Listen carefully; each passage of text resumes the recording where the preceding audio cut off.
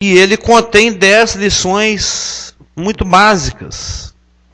10 lições, como diz o nosso Valdemar Leal Lucas, sine qua non, né? Para o entendimento das Escrituras. Sine qua non significa sem a qual não é possível entender as Escrituras. O entendimento dessas 10 doutrinas, elas nos ajudam a não confundir os textos, saber o que é de quem. Por Carlos Augusto não pegar a bula do remédio feminino e achar que é para homem tomar. Aí ele fica tomando estrógeno, ela fica tomando testosterona, aí a Cida vai ficar patola e o Carlos Augusto vai ficar com a voz fina, né? Fica estranho, né? Vai começar a nascer seio no Carlos Augusto. Você vai ficar tomando remédio para mulher, né? Hormônio feminino. Aí a Cida vai falar grosso, vai chegar aqui toda bombada, tal. Fica tomando testosterona. Ou seja, cada um tem a sua prescrição. E esses 10 estudos que o Ciro Scofield aborda no seu pequeno livreto Manejando Bem a Palavra da Verdade, são pequenos 10 estudos que nos ajudam a saber o que é testosterona, o que é estrógeno, o que é para a igreja, o que é para o gentio e o que é para o judeu. Esse foi o nosso primeiro estudo. O estudo do entendimento que existe uma classificação, que Deus trabalha com a humanidade de acordo com essa divisão de grupos. No princípio, Adão, todos os seus descendentes, formaram depois várias nações. Através de Adão, através de Noé, através de Sem, Cã e Jafé, várias nações se formaram. E Deus esperou por um tempo e chamou um homem, Abraão. Desse homem, ele fez uma nação, Israel.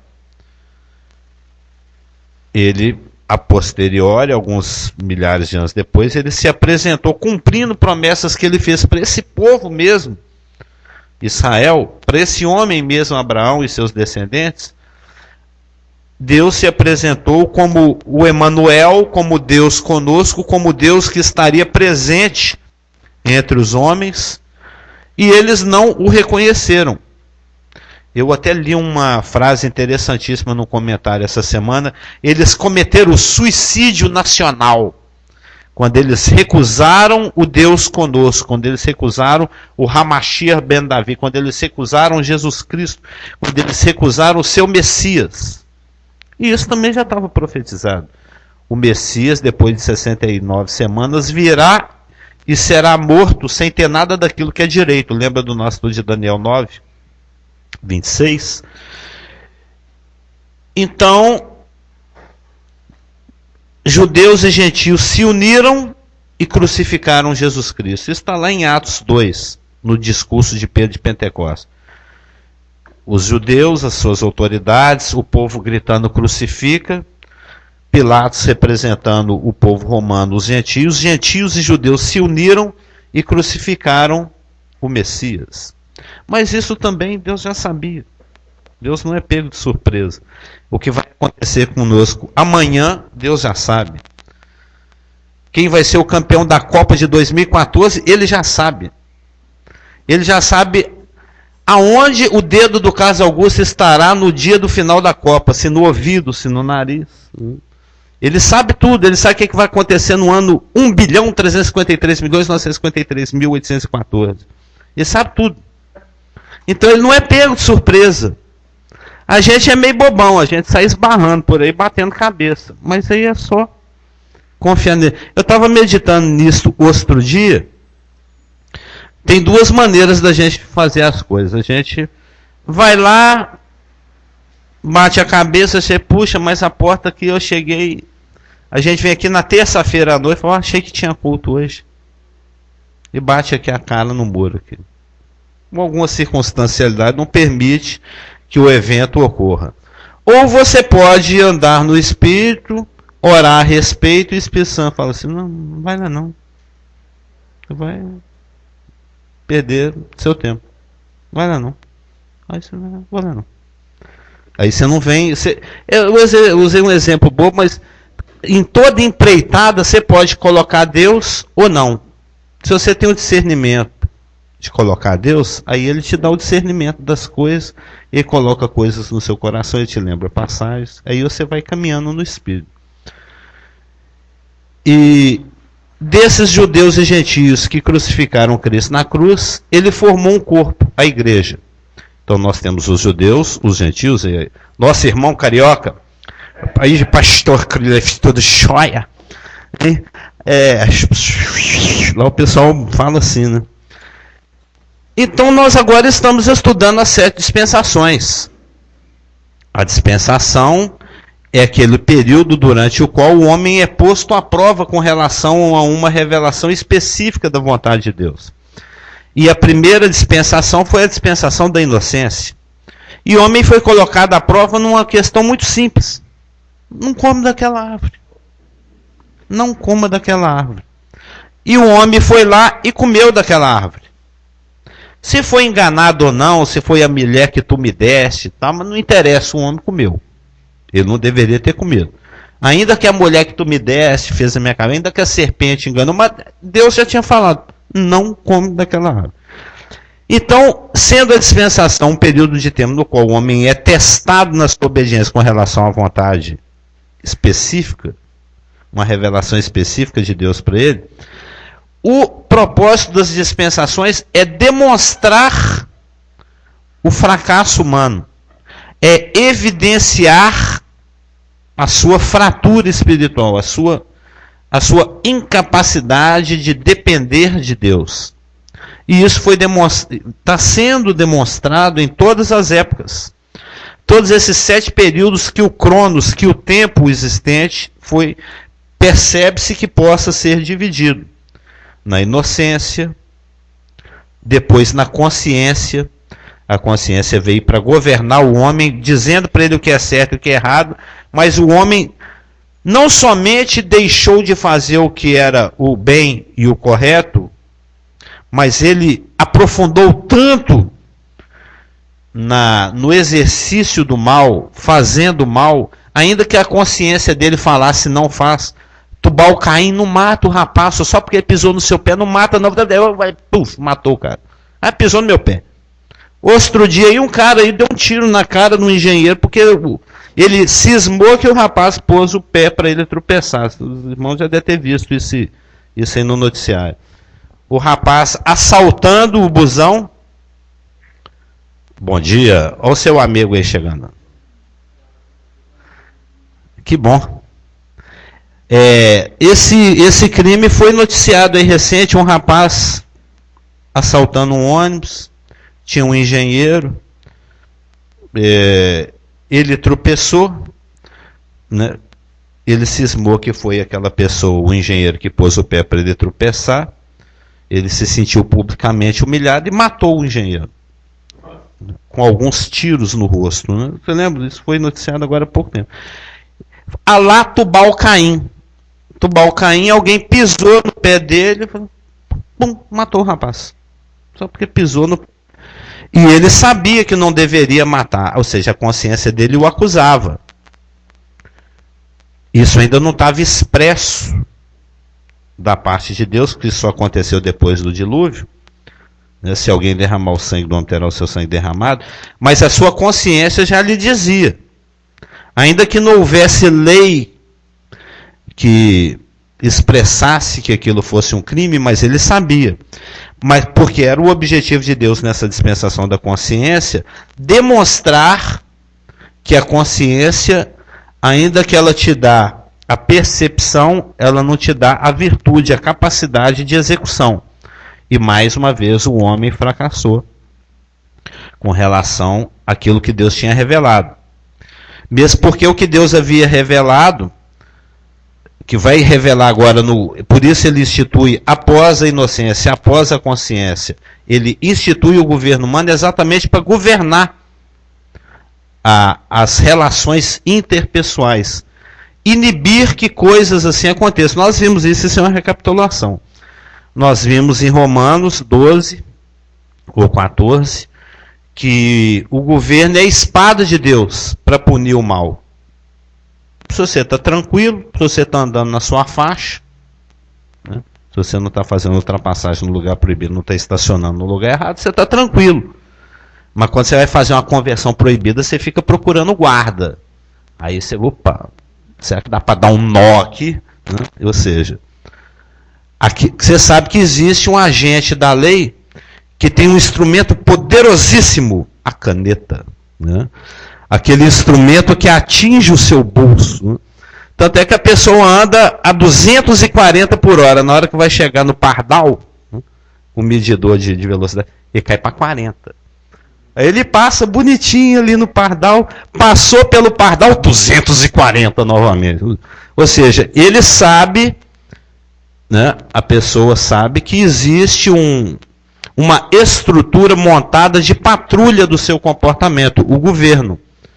E ele respeita o governo, a maioria, né? Tem quem não respeite. Vide os presídios, né? Mas o governo humano foi criado, instituído por Deus exatamente para inibir a bagunça natural humana, a rebelião do coração humano, coisa essa que não conseguiu ser inibida simplesmente pela consciência na dispensação anterior. Mais uma vez, o homem fracassa. Se na inocência ele fracassou a ponto de ser expulso do Éden, se no governo, na consciência, ele fracassou a ponto de Deus ter que dar um shift del, deletar a humanidade, por pouco não sobrou ninguém, sobrou só o Noé, mesmo assim, porque ele achou graça aos olhos de Deus. No governo humano também o homem fracassa. Eu estou seguindo aqui, quem tiver só ir seguindo. No governo humano, Deus falou, olha, crescei, multiplicai, enchei a terra, esparrama. O homem vai lá e constrói uma torre. Não, nós vamos ficar por aqui mesmo. Não tem esse negócio de esparramar, não. Nós vamos aglutinar aqui, formar tudo um bolão aqui, vamos construir uma torre. Vamos fazer o nosso nome famoso. Ou seja, o homem se rebelou mais uma vez contra a revelação específica da vontade de Deus. Várias delas. Né? Uma delas era, espalha. O homem falou, Satanás falou, não, fica junto. Aí ele ficou junto. Aí diante dessa... Isso foi liderado pelo Nimrod, tal, todo mundo conhece a história. Diante dessa circunstância, Deus confundiu a linguagem humana. Aquilo que era para ser um portão de acesso a Deus, da ótica satânica, Babel, lembra do Babel? Né? A gente já conversou sobre isso lá no nosso estudo de Apocalipse 17. Aquilo que era para ser um portão de acesso a Deus, essa era a pretensão satânica e humana, se tornou um núcleo de confusão. Porque existe um trocadilho nas palavras, né, do aramaico com o hebraico e do assírio, né, das línguas lá daquela região da Mesopotâmia, com relação a essa palavra. É como se fossem homônimos, né? Palavras que têm o mesmo som, mas têm significados diferentes. Babel pode ser tanto portão de Deus, Babel, El é Deus, como pode ser também confusão. Então aquilo que era para ser pretensamente, humanamente falando, e satanicamente falando, uma forma de chegar até Deus sem precisar de Jesus Cristo, se tornou uma confusão. Aí o rapaz falava assim, Asgnoski, Buruski, ou traduzindo, né, pondo a legenda aqui, apertando a tecla, ô burro, me dá um tijolo, isso? Eu já estou com a massa pronta. Só que confundiu assim, Halus Bidik, não vai ter jeito de construir aqui mais não. Desistiu de construir a torre. Aí passaram-se alguns séculos, Deus vê a humanidade está 99% afastada da sua revelação. Só existe uma pequena linhagem, uma pequena família semítica que continua acreditando que Deus vai continuar trabalhando com a humanidade, que Deus não desistiu da humanidade. Aquela linhagem que a gente vê a sua revelação genealógica em Gênesis 5 e em Gênesis 10, que depois é repetido lá em Mateus 1 e Lucas 4, existe uma família que não desiste de Deus, que encontra graça em Deus a ponto de continuar acreditando que um dia Gênesis 3,15, a promessa da semente da mulher, um dia vai ser cumprida. E dessa família que na época morava, ainda que idólatra, ainda que num centro urbano de avanço tecnológico muito grande, que era Ur dos Caldeus, Ur dos Caldeus era Nova York da época. A Babilônia, na época, a região da Mesopotâmia, né, aquela região que fica entre os rios Tigre e Eufrates, era a região que bombava na época, era os Estados Unidos, todo mundo queria ir para lá. Né? Tinha até os coiotes que atravessavam o pessoal pelo rio para jogar lá para dentro da Mesopotâmia. Ou seja, era um lugar de extremo avanço tecnológico, era um lugar onde se conhecia profundamente coisas que hoje nós ainda não estamos lá. Eles já estavam lá. Se perdeu aí na poeira do tempo. Avanços matemáticos, de física, de astrologia, de astronomia, eram avançadíssimos. Sim. Eles eram tão bons que eles criaram até escrita. Aquela escrita cuneiforme. Né? Eles pegavam um galho, cortava ele assim, e aí ficava aquele 3. Né? Era um caule na forma de tridente. Aí com aquilo eles iam fincando assim no barrinho, na argila. Aí ia formando as letrinhas e depois cozinhava. Tem tabuinha dessa até hoje. Está lá no museu. Uma tábua de barro que foi feita há 4, 5 mil anos atrás, está lá inteirinha. Você vê que o material é bom, né? Tecnologia bem desenvolvida. Tem papelzinho que você pega no banco, guarda. Daí um mês você vai olhar. O que estava escrito aqui? Só tem um papel amarelo, não tem mais nada ali. O negócio tem 5 mil anos, está lá até hoje. Oi? Sim, para você perder os dados e não ter como correr atrás lá, advogado. É lógico, porque é isso. Depois falou, eu vim reclamar desse produto aqui. Que produto? O que está escrito aqui? O que está escrito aí? Não está escrito aqui não. Então não tem processo, não tem ressarcimento, não tem devolução. O negócio é feito para estragar, todo mundo sabe disso. Né? É o capitalismo selvagem. Então, só pode ser. É aquele zíper que já vem com a lima, né? Depois de 20 usos, tem que trocar o zíper. Ele já vem com a lixa lá dentro dele para estragar o negócio. Então, Deus chama dessa hipermegalópole, né? Uma cidade gigantesca, avançadíssima, que era Ur dos Caldeus, e fala, sai daí. Vem andar no deserto.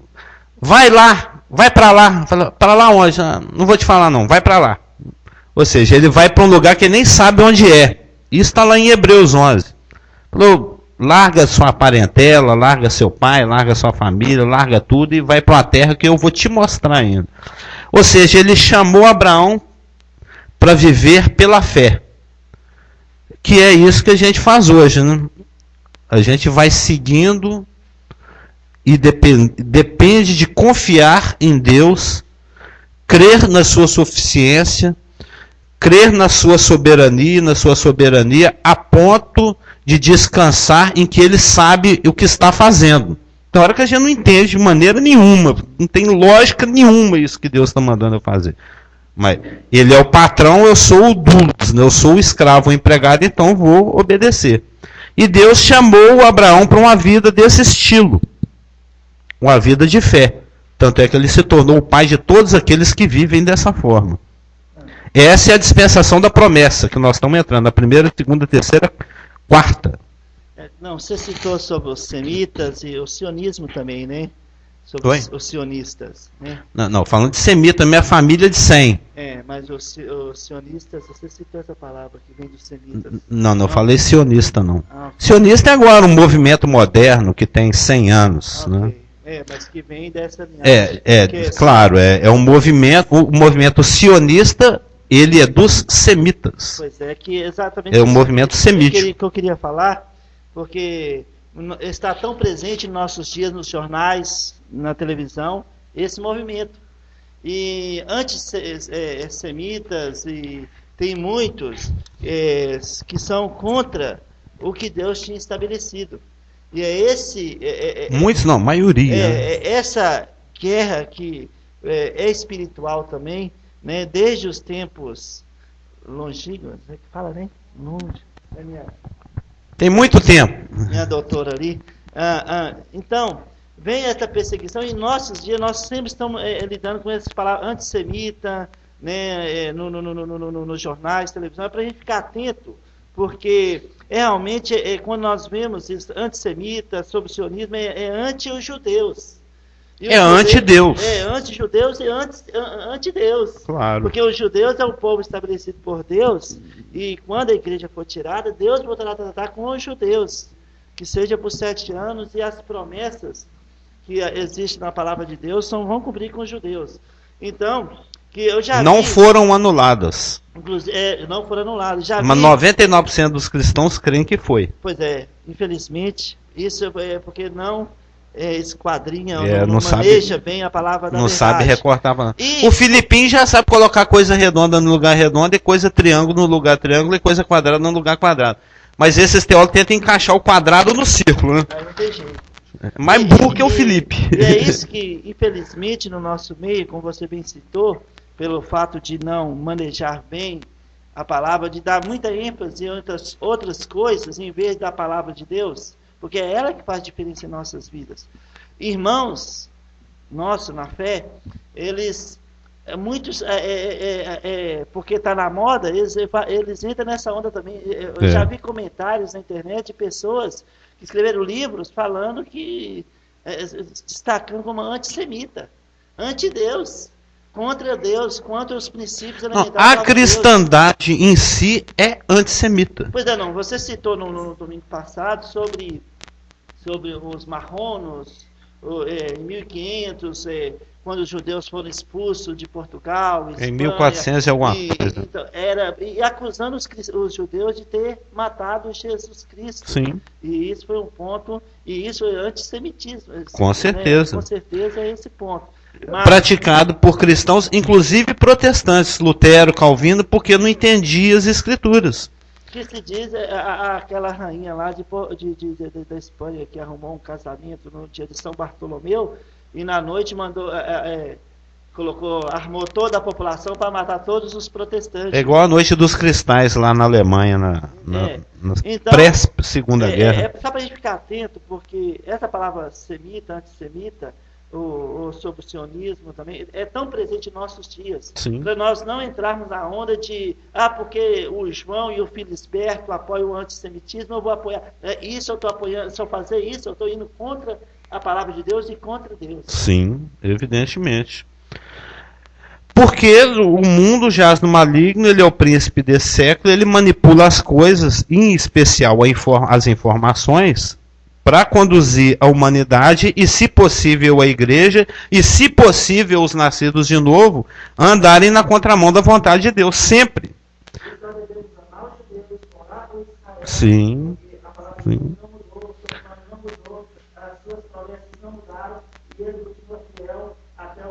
Sim. É assim que a gente tem sido educado já há uns 30 anos. Né? Ao contrário do que se diz na cristandade, que é só uma permissão. É uma teologia criada para ter pretexto. No final tudo é dinheiro, né? Depois que eu matei o judeu, eu falo, nossa, sobrou 1 milhão aqui. Vou ficar com ele. Sempre foi assim através da história. Derretia o judeu lá dentro do forno crematório, o dente de ouro, falava, sobrou esse dente de ouro aqui, eu vou ficar com ele. Até os cabelos eram aproveitados para fazer escova, a gordura que escorria dos crematórios fazia sabão para lavar cavalo, aproveita tudo, é Lavoisier, né? Nada se perde, tudo se transforma. Em relação à população mundial, em 7 bilhões são 15 milhões. É pouquíssimo. Sim.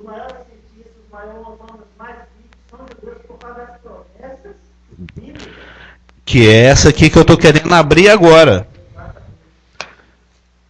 Gênesis 12.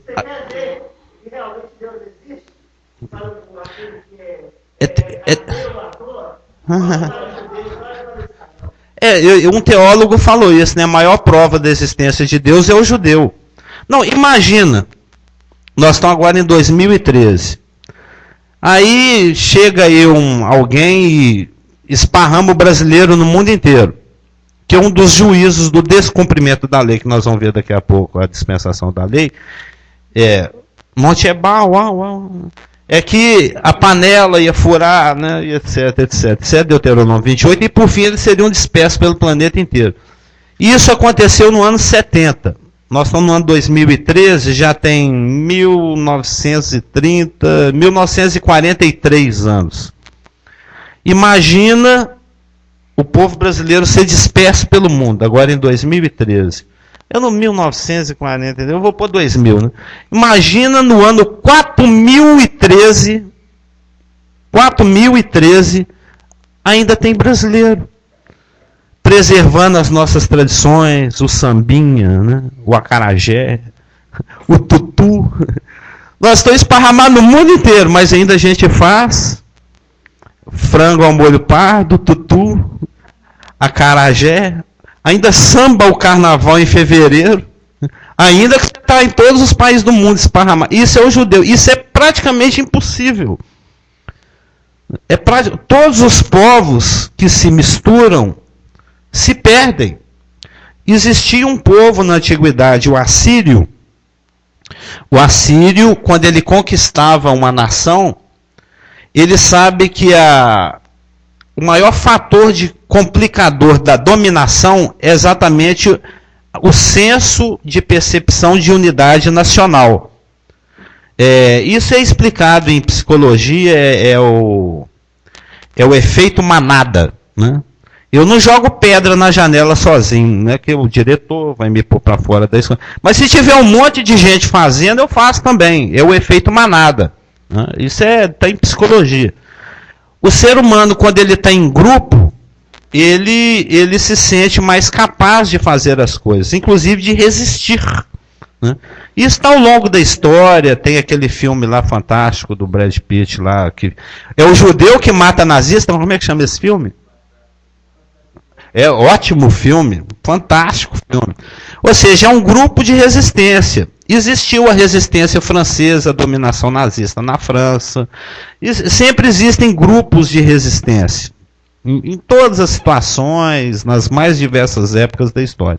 E o povo assírio, que viveu no ano 700 a.C., eles, além de muito belicosos, né? Ou seja, eles eram muito guerreiros, eles também eram muito astutos, muito estrategistas. E eles sabiam que a questão da unidade gera resistência. Então o que eles faziam? Quando eles conquistavam uma terra, um povo, eles tiravam o povo daquela terra e esparramava ele aos poucos no meio de outros povos. Invadia a Colômbia, eu quero a Colômbia, invadia a Venezuela, que tem petróleo, me interessa, né? Invadia a Venezuela, pegava os venezuelanos, jogava um pouco lá no Chile, um pouco lá no Canadá, um pouco lá no Quênia, pulverizava. Eles deixavam de ter uma identidade, os venezuelanos. Aí invadia o Brasil, aí sobrou vaga lá na Venezuela, joga um pouco de brasileiro aqui, um pouco de brasileiro acolá. Por isso que as 10 tribos se perderam. Teoricamente, Deus sabe quem são eles. Porque lá na tribulação vai haver 12 mil de cada tribo. Mas quando Israel, que é o reino do norte, porque houve uma guerra civil e Israel, depois de Davi e Salomão, se dividiu em Israel ao norte e Judá ao sul. Judá cultuando em Jerusalém e Israel cultuando em Samaria e Dan. E houveram reis no norte, houveram reis no sul, e houveram profetas avisando: gente, vocês estão fora da rota, vocês estão saindo da palavra, volta para a palavra. Às vezes voltava um pouquinho, às vezes voltava muito, às vezes não voltava nada, e a coisa foi desviando cada vez mais, a ponto de Israel e Judá serem comparados a duas prostitutas que abandonaram o seu marido. Só que a do norte pecou tão mais, porque a do sul ainda tinha um palitinho de fósforo de revelação. O do norte não tinha nada. Eles recusaram totalmente a revelação de Deus. Aí, tanto é que a tribo do sul, as duas tribos do sul, a nação do sul, Judá formada por Judá e Benjamim, ainda duraram até 586. A do norte caiu em 722, quase 2 séculos antes, 1 século e meio antes. E vieram os assírios e conquistaram as tribos do norte, as 10 tribos do norte, e esparramaram eles. Isso chama caldeamento dos povos. Caldeou, jogou em caldeirões por aí afora e perdeu. Sumiu na história. Já as duas tribos do sul que compõem a nação de Judá, que não em 722, mas em 586 depois de Cristo, foram levados cativos por Nabucodonosor lá para a Babilônia. A gente já estudou isso em Daniel e em vários outros estudos. Eles ficaram lá 70 anos e depois voltaram. Como eles não foram caldeados, pulverizados, esparramados, aí eles mantiveram a identidade. A ponto de lá no cativeiro, eles preservaram a sua religião, já não tinha o templo mais, já não tinha mais como sacrificar, aí eles criaram a sinagoga, que era um lugar para ler a Torá, para manter as tradições. E o povo judeu, ainda que disperso pelo mundo desde o ano 70, não existia o Estado, a unidade federativa Israel, do ano 70 até 1948. É muito tempo. É muito tempo esparramado. Ainda assim, eles não se misturaram, não se casaram com outros. Houveram casos pontuais, né? Mas não como um todo, e preservaram as suas tradições, continuaram cultuando, celebrando a Páscoa, celebrando o Shavuot, celebrando o Yom Kippur, celebrando tudo, mantendo a forma de comer, a forma de vestir, a forma de orar, a Torá, a leitura da palavra. Ao longo de quase 2000 anos, eles nunca deixaram de se reunir todo sábado para ler a Torá. Todo sábado. Até hoje. Isso até Jesus voltar, todo sábado, se eu for lá na sinagoga, estão lá. Estão lá, mantendo as tradições dele. Então é um povo que ainda que disperso pelo planeta inteiro, não sumiu. Não deixou de existir. O que seria muito natural. Então, a maior prova que Deus existe é que o judeu existe. Porque existe um compromisso de Deus com esse homem aqui. Está lá em Gênesis 12. Por causa da fidelidade de Deus a este homem aqui, é que ainda que Israel bata a cabeça, seja desobediente, seja infiel o tanto que quiser, ele ainda vai resgatar a sua relação com essa nação. Tem passagens em Isaías, Jeremias e Ezequiel que ele fala: olha, eu vou trazer vocês de novo das nações e vou colocar lá naquela terra lá de novo. E vou cumprir tudo que eu falei com vocês. Lembra que Deus é mineiro, né? Tudo que eu falei com vocês. E eu faço isso, não é por amor de vós, não. É por amor de mim mesmo. É porque eu sou fiel a mim mesmo e eu não mudo. Mas eu também te amo. Tem um versículo maravilhoso. Eu não lembro agora onde ele está. Ele está marcado de amarelinho em algum lugar, eu não quero perder. Mas que Deus fala assim... Eu estava até ensinando para o Rafa outro dia que a infidelidade espiritual é equivalente à infidelidade física, né? O adultério e a porneia e a moiqueia, né? O adultério e a fornicação equivalem à idolatria, por exemplo. A rebelião contra a palavra de Deus é equivalente à infidelidade conjugal. E Deus tem uma relação com essa nação, ele mesmo se declara em vários lugares: eu sou o seu marido, você é a minha mulher. E que quando você se prostra perante outros ídolos, outros deuses que não são deuses, É como que uma esposa que esteja deitando com outros homens sem ser o marido. É uma questão de prostituição espiritual. Então tem um versículo maravilhoso que fala: ô Israel, eu sei que você já teve muitos amantes, mas volta para mim. Eu amo você. Eu te quero ainda. Ou seja, o amor de Deus é o hesed no hebraico, o ágape no grego, é absolutamente incondicional. Eu achei fantástica a pregação do pastor Cliff domingo passado. Eu não parei de pensar nela até hoje. Tem uma semana eu ainda estou meditando na vida. Sansão dorme com a prostituta, acorda de manhã, toma um banho, o Espírito Santo enche ele e ele faz a obra de Deus. A graça é absolutamente fantástica.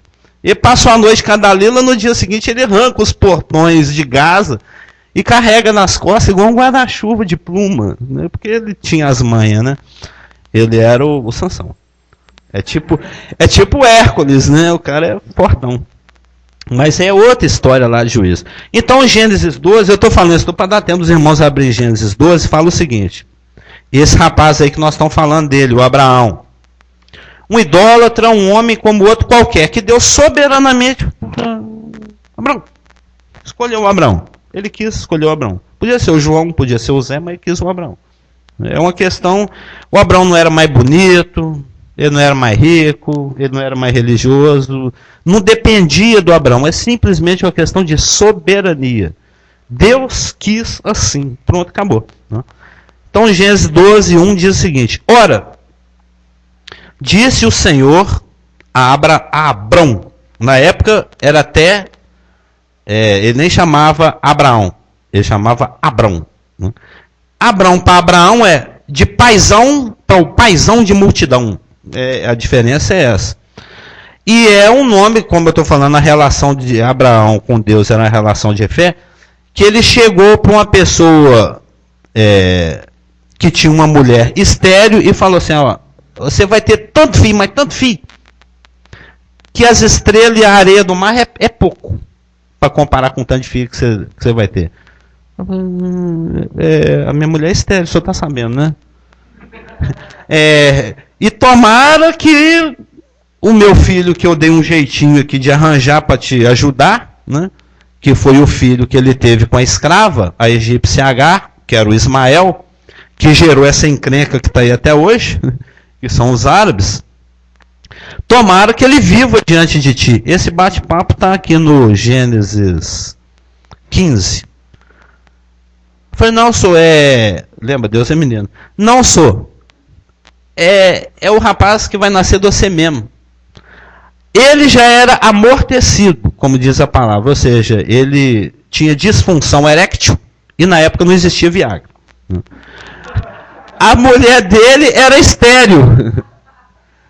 Ele já tinha 99 anos. A mulher 90.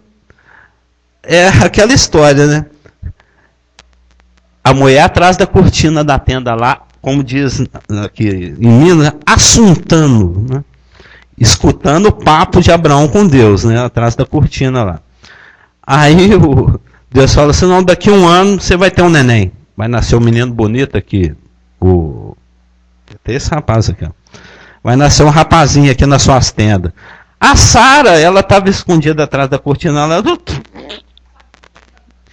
Piada, né? Conta outra, Deus, essa foi boa. Essa piada aí foi bacana, né? Eu vou ter neném com 90 anos. Meu marido tem disfunção erétil. Eu vou ter neném. Tá, beleza. Ela até riu. Aí Deus falou assim: o que você está rindo aí, senhor? Eu sou Deus, se eu estou falando que você vai ter neném, você vai ter neném. E vai chamar até risadinha. O seu neném vai chamar risadinha. Isaac, né? Gargalhada, riso. Porque você riu. Ela querendo esconder uma informação de um Deus que é onisciente e presciente. Não ri não, senhor. Riu sim. Ri não. Eu estou falando que você riu, porque você riu. Eu sei de tudo, eu sou Deus, eu não enxergo através da cortina, não, se você quiser ele enxerga, mas é porque eu sou onisciente, eu sei que você riu. A mulher, a cara de pau dela, eu não ri não, riu. Então, Deus chama esse homem para viver pela fé. A vida de Abraão foi uma vida de fé em todos os sentidos. Em todos os sentidos. É só o irmão mastigar, remoer, ruminar e meditar. O irmão vê isso. Então, voltando lá em Gênesis 12. Ora, disse o Senhor a Abraão: sai da tua terra, da tua parentela e da casa de teu pai, e vai para a terra que te mostrarei. De ti farei uma grande nação, que é a nação de Israel, e te abençoarei, e engrandecerei o nome. Sê tu uma bênção. Abençoarei os que te abençoarem, e amaldiçoarei os que te amaldiçoarem. Em ti serão benditas todas as famílias da terra. O outro lá é óbvio, né? Do abençoarei e do amaldiçoarei. Isso aí é só pegar a história ou a vida pessoal de cada pessoa que vai contra ou a favor de Israel. A gente vê que isso se cumpre. Isso se cumpre a nível pessoal, a nível nacional, a nível global. Nada, o que Deus fala é imutável. Imutável, absolutamente imutável. E se ele colocou esses parâmetros nunca, jamais, em época nenhuma, vão deixar de funcionar. Mas a cláusula interessante aqui é: em ti serão benditas todas as famílias da terra. O que isso quer dizer? Isso vai ser um próximo estudo nosso aqui do Scofield, que nós estamos estudando um pequeno livreto chamado Manejando Bem a Palavra da Verdade. Nós já vimos Judeus, Gente e Igreja, estão vendo as 7 dispensações. O próximo é os 2 adventos, mas nós também vamos ver os pactos. Existe, porque tudo que foi falado para Abraão aqui em Gênesis 12, em Gênesis 15, em Gênesis 17, em Gênesis 22 ou 23, são promessas, porque a revelação de Deus é sempre progressiva. Ele não fala tudo de uma vez. Ele fala A, aí você dá o passo A, aí ele fala B, aí ele espera a sua resposta em obediência, aí você dá o passo B. Aí ele fala C. Ele não fala assim, A, B, C, D, D, Z. Ah, o quê? Eu não lembro o próximo. Né? Então ele vai revelando a sua vontade progressivamente. À medida que Abraão foi aprofundando o seu relacionamento com Deus, ele foi dando mais revelações nos próximos capítulos aqui, que cobrem décadas, em Gênesis 15, 17, etc. E essas revelações, elas foram acrescentando e detalhando a vontade de Deus para a vida de Abraão, e consequentemente aquela nação que ia se formar, e os detalhes daquilo que Deus tinha para esse homem e para essa nação. Nós estamos aqui dentro da dispensação da promessa. Só existem promessas. E houveram promessas de uma terra, houveram promessas de um governo soberano sobre aqueles que iriam habitar aquela terra.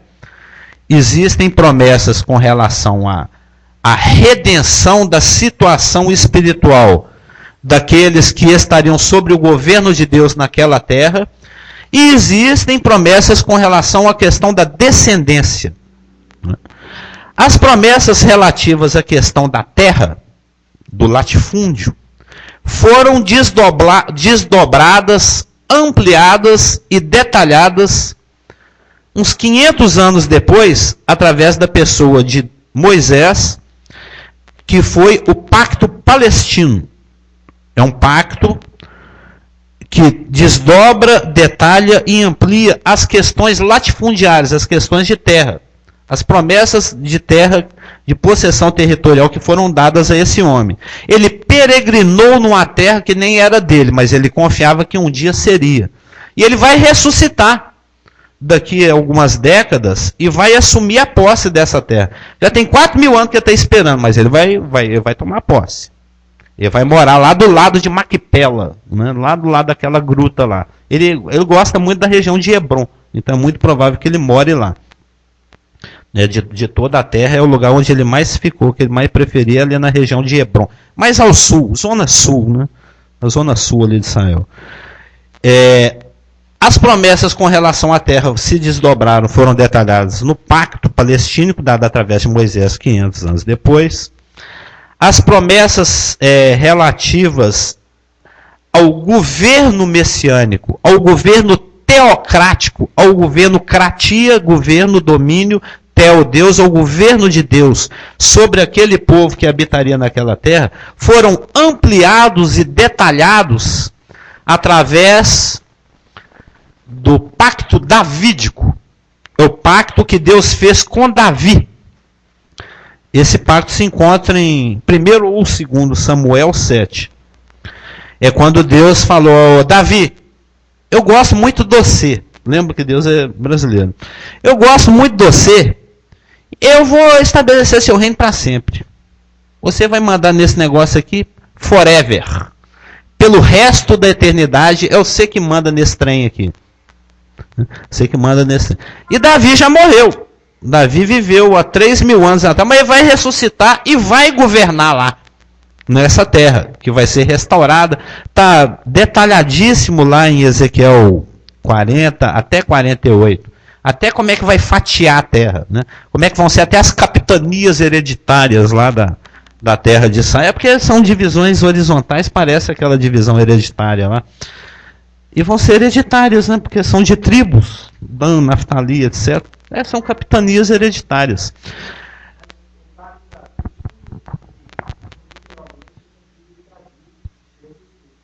Como é que é? Se cumpre literalmente aqui? Sim, sim. Claro. Mas vai ser uma corregência que chama. Né? Isso era muito comum na antiguidade. Na época era por uma questão prática. Para que quando o rei morresse, o filho já sabia como é que governa. Então, antigamente, tinham reinos que adotavam a corregência. Né? O pai e o filho reinavam juntos. Aliás, no governo da eternidade vai ser uma corregência. Né?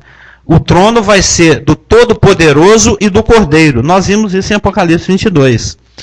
No governo milenário, né, do governo teocrático de Deus sobre o planeta a partir de Jerusalém, também vai ser uma corregência. Né?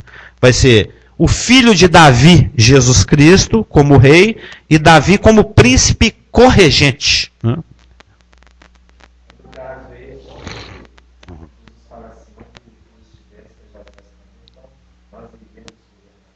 Não, nós vamos ser a rainha Esther. Vai estar lá do lado, lá, linda e loura. Né? É a rainha.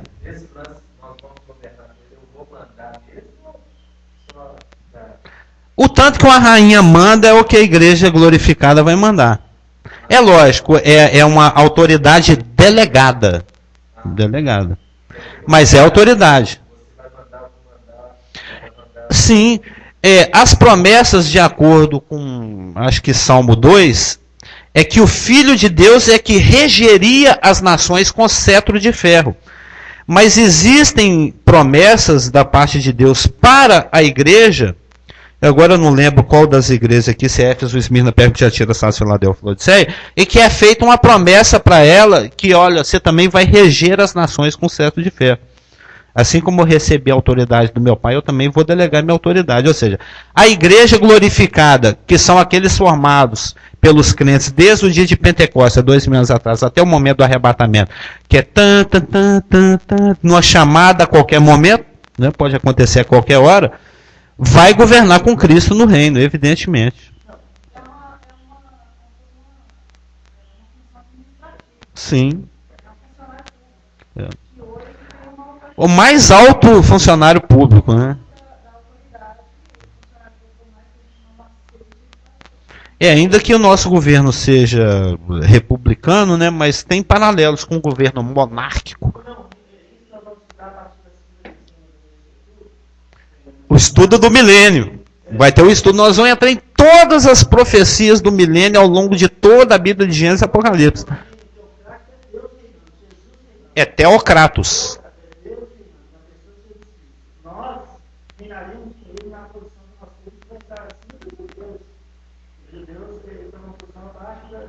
Eles são súditos, nós somos a mulher, né?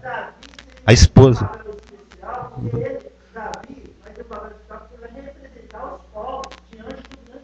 Sim. Nós vamos ver isso tudo em detalhe, viu, Rafa? Teocratos. Jesus Cristo, o Filho de Deus, que é filho de Davi. Sim.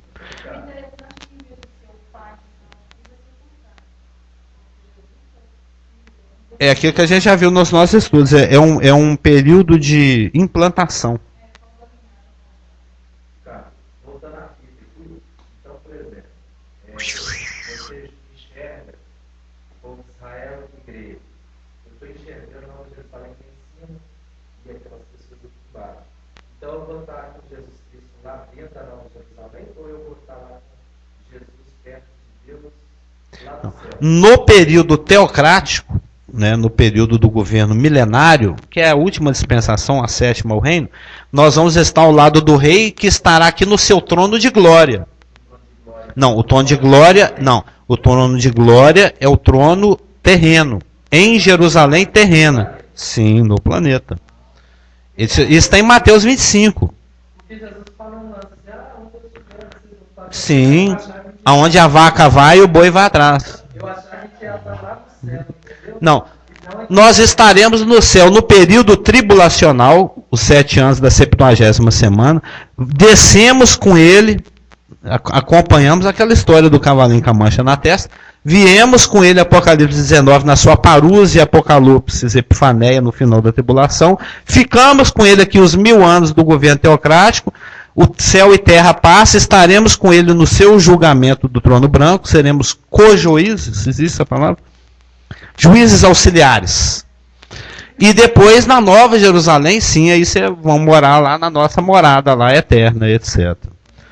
Mas então, só para acabar de fechar, as promessas de Deus a Abraão se desdobram e são detalhadas com relação à terra no pacto mosaico, com relação ao governo teocrático no pacto davídico que ele fez com Davi, com relação à redenção da situação espiritual no novo pacto, conforme Jeremias 31, e com relação ao descendente, é o que lá nos nossos estudos, o Rafa e eu convencionamos como D1, D2 e D3. D1 é a descendência física, ou seja, aqueles que têm o DNA de Abraão, né, são os seus descendentes físicos.